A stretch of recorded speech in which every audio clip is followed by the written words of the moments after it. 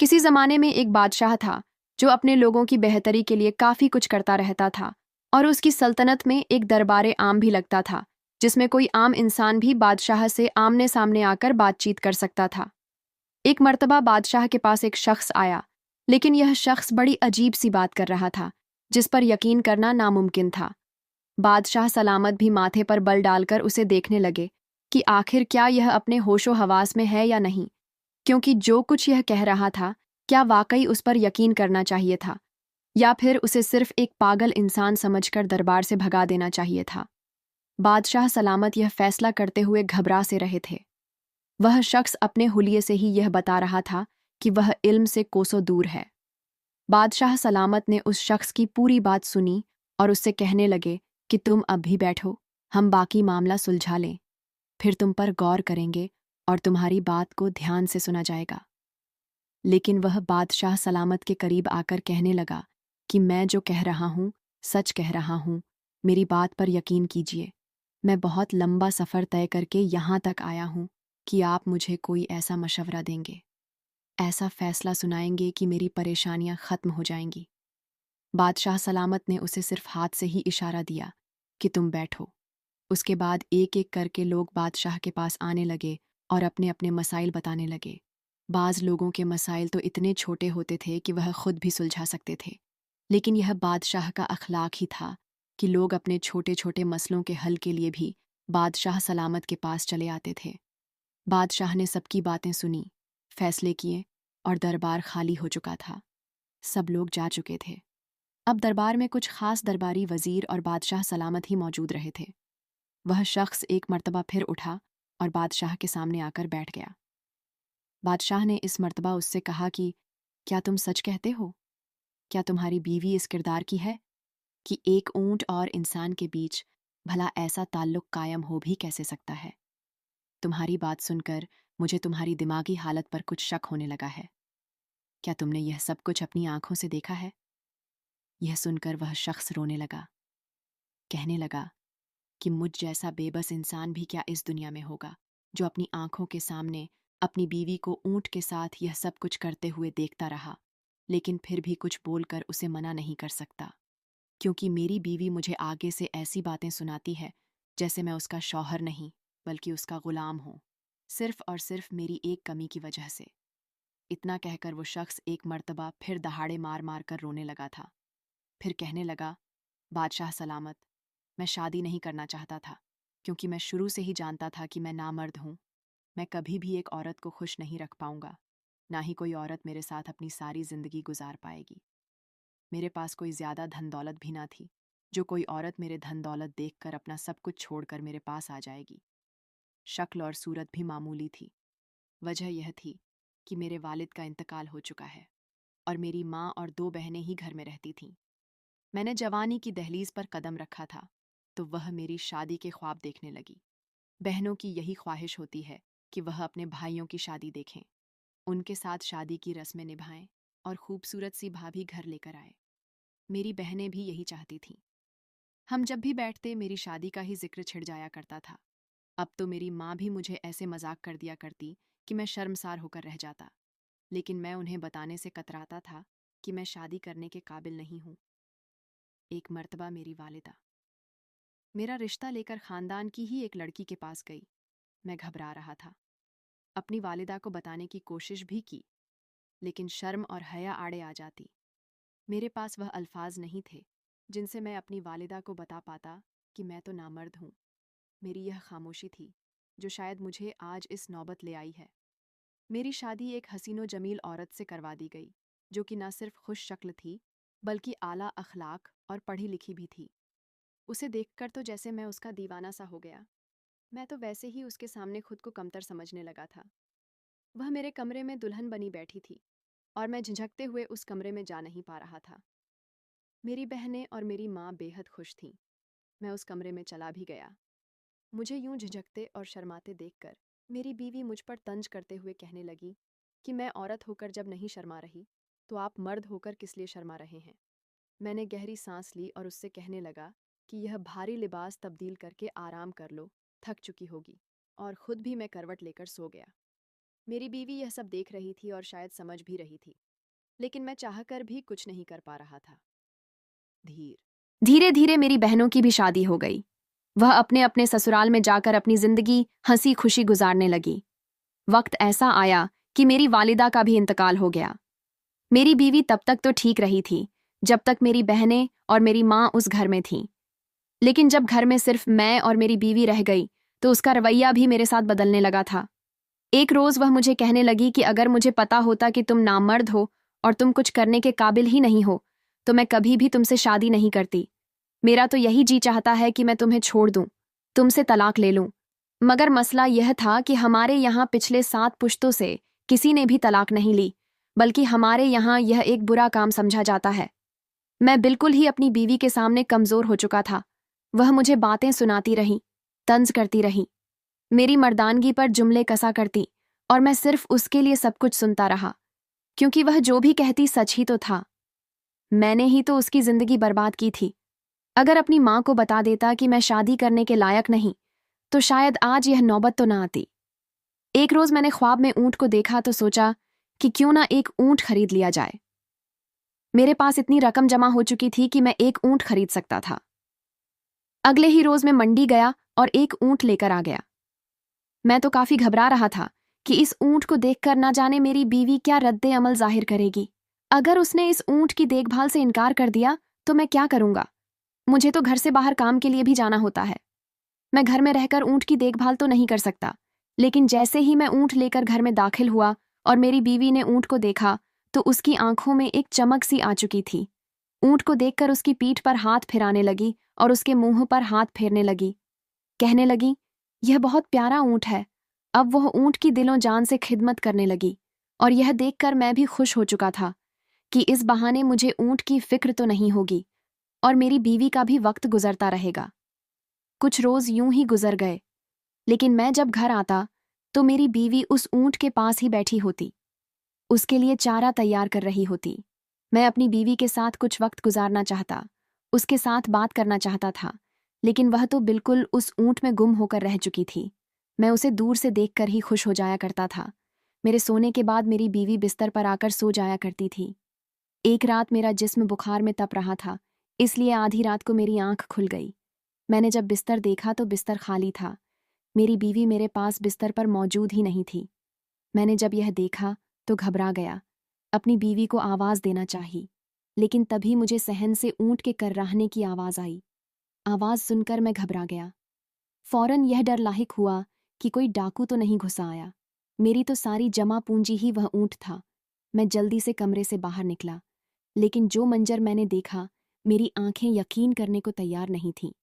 मेरी बीवी आधी रात को सहन के कोने में बंधे ऊंट के पास थी। मैं देख तो नहीं पाया कि वह क्या कर रही है, लेकिन मुझे यह मंजर बड़ा अजीब लगा। मैं अपनी बीवी को आवाज देने लगा कि तुम रात के इस पहर ऊंट के पास क्या कर रही हो। मेरी आवाज सुनकर बीवी भी घबरा चुकी थी। फौरन अब अपनी जगह से उठकर खड़ी हुई और कहने लगी, कुछ नहीं, मुझे ऊंट के कराहने की आवाज आई थी, इसलिए चली आई कि इसे क्या तकलीफ है। फिक्र मत करो, मैं इसकी बेचैनी दूर कर चुकी हूं। मेरी बीवी इतना कहकर कमरे में आई और फिर आकर मेरे पास लेट गई। मुझे उसके जिस्म से ऊंट की बदबू आ रही थी। मुझे यह बात परेशान करने लगी थी कि मेरी बीवी तो बड़ी पाक साफ रहने वाली थी, फिर उसके जिस्म से आने वाली यह ऊंट की बदबू क्या थी। खैर, उस रात तो मैं सो गया, लेकिन उसके बाद मैं अपनी बीवी की हरकतों पर गौर करने लगा। उसे खुद बोलकर भी कहा कि तुम तो ऊंट के साथ कुछ ज्यादा ही मानूस हो चुकी हो। अरे, यह जानवर है और कुछ रोज बाद चला जाएगा। यह सोचकर वह उदास हो जाती। कहने लगी कि काश मैं इस ऊंट को हमेशा अपने पास रख सकती। मेरी बीवी अब मेरे साथ भी अक्सर बैठकर बातें करने लगी थी। मैं तो खुशगवार हैरत में मुब्तिला था कि आखिर मेरी बीवी में इतनी तब्दीली कैसे आ गई। लेकिन एक रोज़ जो हकीकत मुझ पर जाहिर हुई, वह देखकर तो मेरे रोंगटे खड़े हो चुके थे। मैं तो घबरा चुका था। रात का ना जाने कौन सा पहर था जब मेरी आंख खुली थी। मुझे बड़ी अजीबोगरीब सी आवाज़ें आ रही थीं। वह ऊंट के कराहने की आवाज़ थी जो मुझे आ रही थी। यह सुनकर मैं घबरा सा गया। कमरे में लालटेन जलाई तो मेरी बीवी बिस्तर पर नहीं थी। मैं उठा और कमरे का दरवाज़ा खोलने लगा था। इतने में जब खिड़की से बाहर आंगन का मंजर देखकर ऐसा लगा जैसे मेरे पांव के नीच सहन में हल्की रोशनी थी, और उस रोशनी में मुझे वह ऊंट दिखाई दिया। मैं गुस्से से कमरे से बाहर आकर देखना चाहता था, लेकिन बाहर से दरवाजे को कुंडी लगाई गई थी। यहां तक कि मैंने चिल्लाकर अपनी बीवी का नाम भी पुकारा कि दरवाजा खोलो, ये क्या कर रही हो तुम। लेकिन उसने मेरी आवाज पर कान नहीं धरे।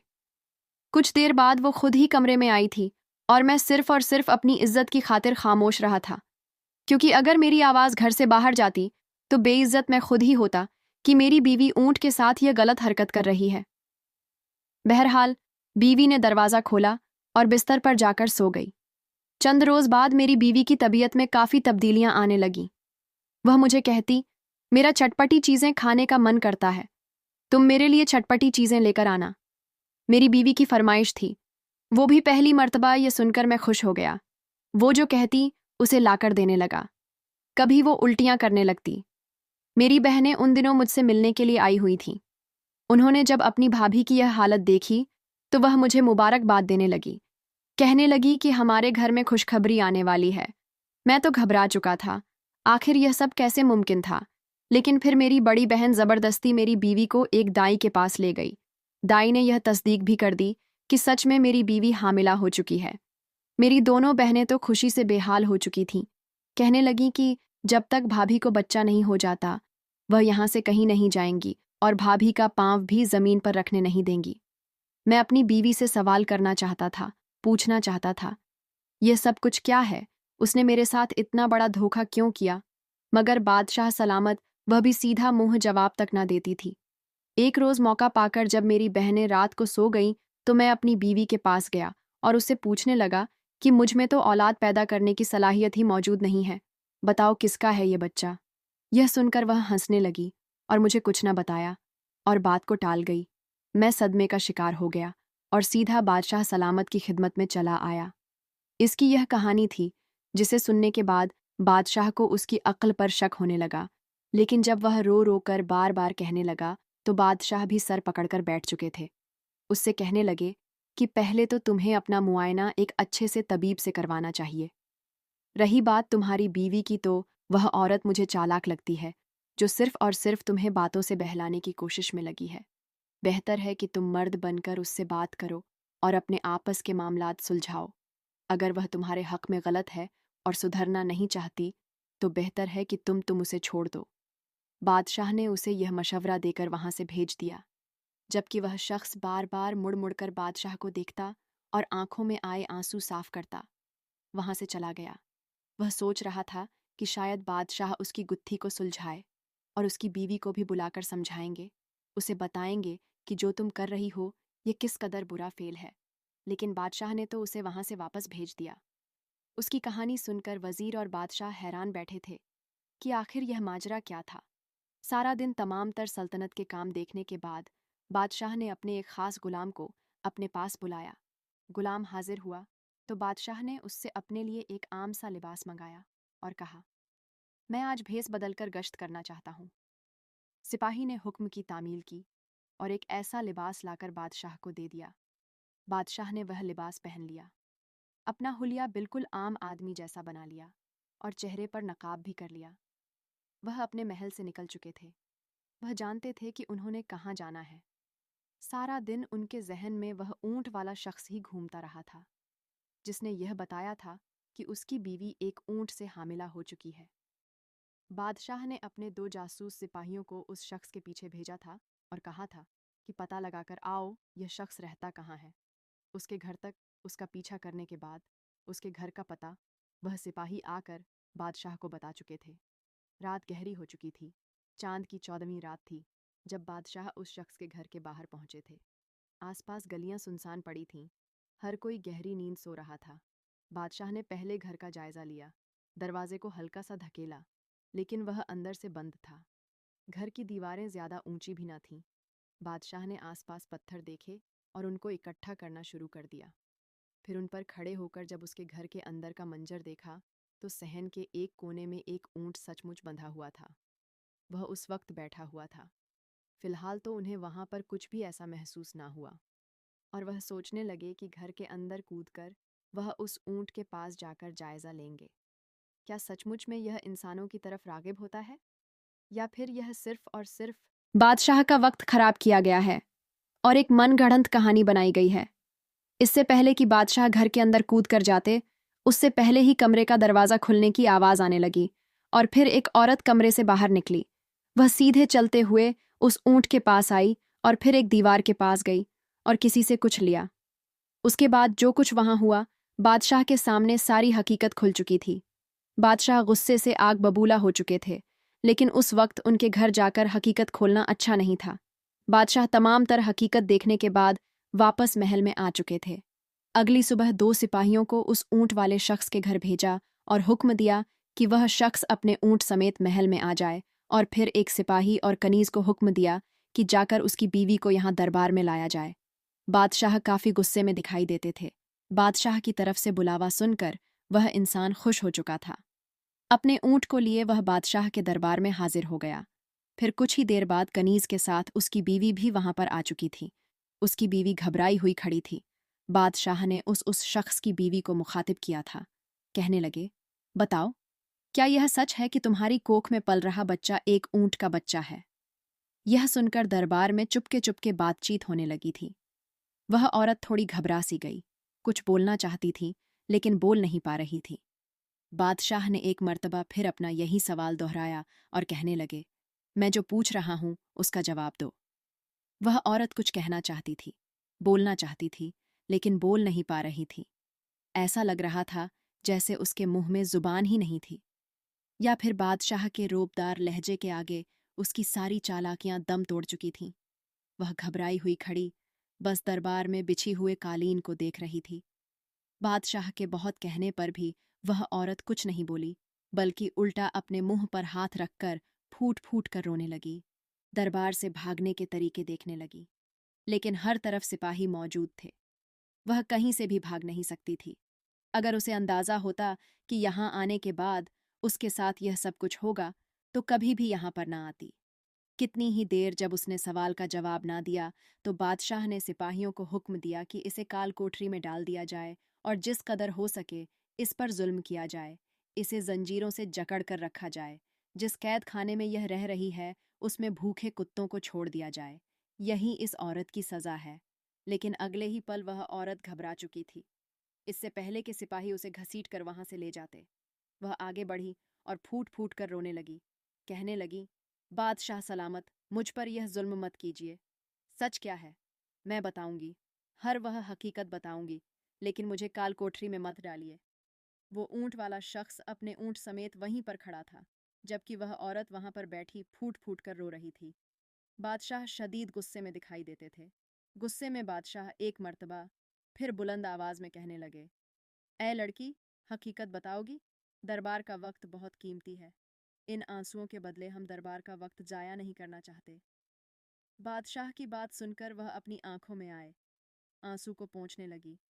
कहने लगी कि दरअसल बात कुछ यूं है कि मैं अपने शौहर को पहली नज़र में ही देखकर उसकी दीवानी सी हो चुकी थी। मुझे लगा था कि इसके साथ मैं बहुत खुश रहूंगी, लेकिन शादी के बाद यह राज मुझ पर खुला कि यह तो नामर्द है और कभी भी मेरे वह हक अदा ही नहीं कर सकता जो कि एक शौहर को करने चाहिए। इसके बावजूद मैं इसके साथ मुखलिस होकर रहती रही, लेकिन जब कभी मैं बेचैन हो जाती तो इसको बातें सुनाने लगती, इस पर तंज करती। इसका हरगिज यह मतलब नहीं था कि मैं इसके साथ बेवफाई करूंगी।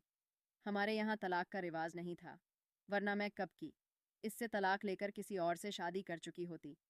बस जैसे तैसे भी करके मुझे अपनी जिंदगी इसके साथ निभानी थी।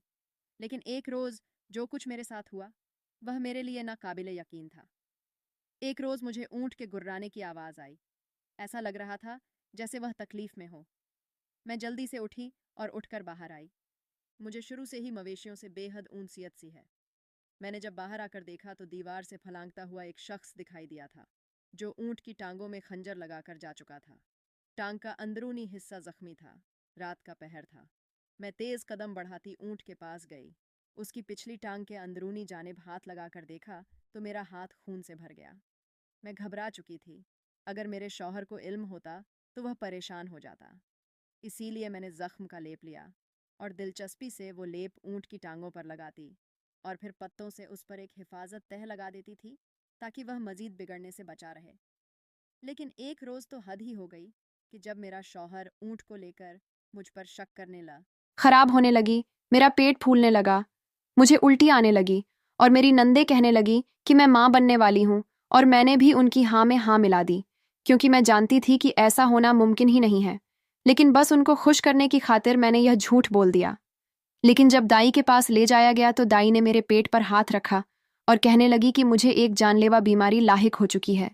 मेरा पेट फूलता जा रहा है, पेट में पानी भरता जा रहा है। अगर वक्त पर मैंने इलाज ना करवाया तो मेरी जान को खतरा हो सकता है। मेरे शौहर की सारी जमा पूंजी उस ऊंट पर लग चुकी थी। यूं मेरा शौहर मुझ पर शक करने लगा, मुझसे कहने लगा कि यह बच्चा किसका है। दाई ने बता रखा है कि इस भी बीमारी का वक्ती तौर पर इलाज किया जा सकता है, लेकिन यह बीमारी जड़ से खत्म नहीं की जा सकती। वैसे भी यह जिंदगी क्या चीज है। मैं जिंदगी से थक चुकी थी, इसलिए शौहर को नहीं बताया और उसके साथ मजीद बिगाड़ करने लगी थी ताकि मैं इस बीमारी से मर भी जाऊं तो मेरे शौहर के दिल में मेरे लिए कोई जगह न बची हो, बल्कि वह मुझे बुरा ही समझता रहे। बादशाह के सामने वह औरत हकीकत बोल चुकी थी। बादशाह ने उसी वक्त सिपाहियों को हुक्म दिया कि जाओ और शाही तबीब की बीवी को बुलाकर लाओ। शाही तबीब की बीवी भी वहां पर आई और उसने उस औरत का मुआयना किया। उसने भी यही तस्दीक की थी कि इसे यह बीमारी है जो यह बता रही है। बहरहाल उस औरत का शौहर तो बेयकीनी से अपनी बीवी को देख रहा था जो हकीकत बोल चुकी थी। उसे अब अपनी अक्ल पर शर्मिंदगी महसूस हुई थी और अपनी बीवी की बीमारी का जानकर उससे कहने लगा कि तुमने मुझे क्यों नहीं बताया। शाही तबीब के पास इस बीमारी का इलाज था। उसका कहना था कि इस बीमारी का इलाज भी मुमकिन है। रही बात उस रात की, तो बादशाह सलामत ने अपनी आंखों से देखा था। वह औरत रात में ऊंट के पास आई थी और उसकी टांगों के पास बैठकर उसे एक मरहम लगाती थी। मरहम लगाने के बाद वह साथ वाले घर की दीवार पर चढ़कर बैठ गई थी और फिर दूसरी जानिब से एक औरत ने उसे दवाई दी थी। वह इसे फौरन पी गई और वापस अपने कमरे में आ गई क्योंकि घर बहुत छोटा था और उस औरत की नंदे और शौहर यहीं पर मौजूद थे। अगर वो दवा घर में रखती तो उसके शौहर को शक हो सकता था। यही वजह थी कि वह छुपकर अपना इलाज करवा रही थी। हकीकत खुल चुकी थी।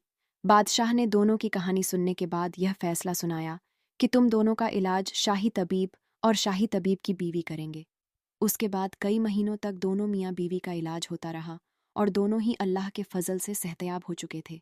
सेहतयाब होने के बाद वह दोनों बहुत खुश थे। इलाज के बाद वह दोनों खुशी खुशी अपने घर की तरफ रवाना हो गए। तो दोस्तों, आज की वीडियो में इतना ही। इस वीडियो को लाइक करना बिल्कुल ना भूलें और चैनल को सब्सक्राइब करके बेल आइकॉन भी दबा दें। वीडियो देखने